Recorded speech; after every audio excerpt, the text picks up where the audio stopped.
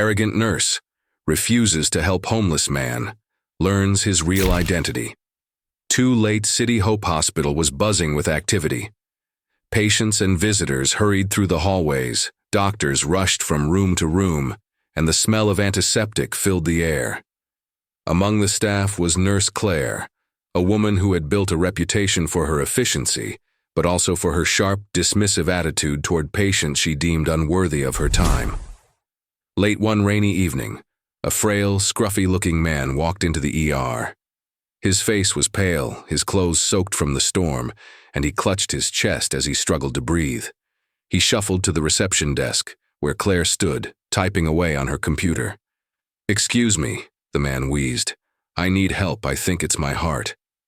Claire barely glanced up, her eyes scanning his tattered jacket and worn-out shoes.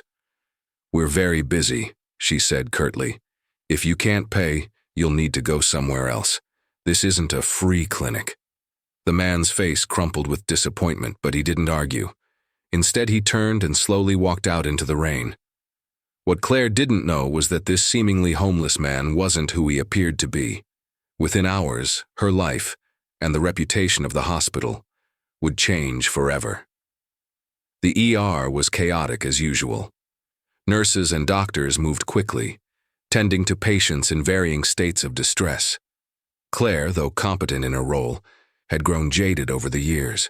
She often judged patients by their appearances, assuming she could tell who was worth her time and who wasn't.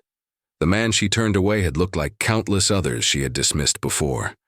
His unkempt hair, ragged clothing, and weary demeanor screamed trouble to her. She hadn't considered that he might genuinely be in need, or that he could afford treatment. Hours later, a commotion erupted just outside the hospital doors. Paramedics rushed in, wheeling a stretcher carrying the same man Claire had dismissed. His face was ashen, his breathing shallow, and his heart rate dangerously low. Emily, a junior nurse, recognized the man immediately. "That's the guy who came in earlier," she whispered to a colleague. "He said he needed help, but—" She trailed off, glancing nervously at Claire, who was busy pretending she hadn't heard. The ER team sprang into action, stabilizing the man and rushing him into intensive care. Claire avoided the room, her stomach churning with guilt. She hadn't even asked his name earlier, but now it was too late to undo her mistake.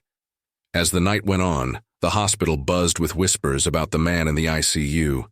His condition had stabilized, but his identity remained a mystery. Emily, troubled by what she'd seen, mentioned the incident to a supervisor, who frowned but said nothing. Yet, meanwhile, Claire tried to justify her actions to herself. "It's not my fault," she muttered under her breath. "We can't help everyone. He didn't even have insurance." But the guilt was eating away at her. The next morning, the man's identity was revealed in the most shocking way. A sleek black car pulled up outside the hospital, and a well-dressed man stepped out, holding a briefcase.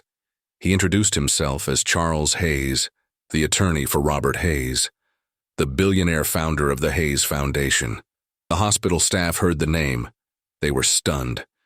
The Hayes Foundation was a major donor to hospitals, shelters, and community programs across the country.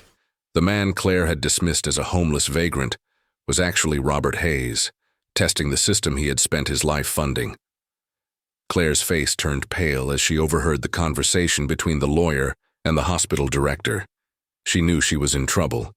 Robert Hayes, now conscious, requested a meeting with the hospital director and the staff involved in his care. Claire reluctantly joined, her stomach in knots. Robert was calm but firm as he addressed the room. "I often go undercover to see how people in need are treated," he began. "I don't do it to catch anyone out, but to understand where improvements are needed. Last night I was in genuine distress and was turned away without a second thought." His words hung heavy in the air. Claire couldn't look him in the eye. "Your staff saved my life," Robert continued, glancing at Emily and the other nurses who had stepped in. "But the initial treatment I received, or lack thereof, is unacceptable." The director apologized profusely, assuring Robert that steps would be taken to address the issue. Robert nodded, but his expression remained serious. "I'm not here to ruin anyone's career," he said, his eyes briefly meeting Claire's. "But I hope this serves as a wake-up call."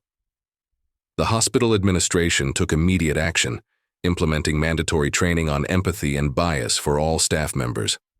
Claire was placed on suspension and required to complete a program on compassionate care before returning to work. During her suspension, Claire volunteered at a local shelter, working directly with people experiencing homelessness. The experience opened her eyes to the struggles these individuals faced and made her realize how wrong she had been to judge them so harshly. Robert Hayes, once fully recovered, continued his philanthropic efforts. He donated a substantial sum to the hospital, with the condition that it be used to improve care for underserved patients. The donation also funded a new outreach program to provide medical care to those who couldn't afford it. Claire eventually returned to her job, humbled and determined to do better. She treated every patient with dignity, regardless of their appearance or financial status. This story highlights the dangers of prejudice and the importance of compassion. Claire's initial actions reflected a failure to see the humanity in others, but through Robert Hayes' forgiveness and dedication to change, she was given a chance to grow. It's a reminder that appearances can be deceiving, and that every person deserves respect and care. Robert Hayes' experience served as a catalyst for change, not only for Claire, but for the entire hospital. His resilience and generosity turned a moment of injustice into an opportunity for transformation. In the end, Claire learned a valuable lesson. True care knows no boundaries, and empathy should always guide our actions.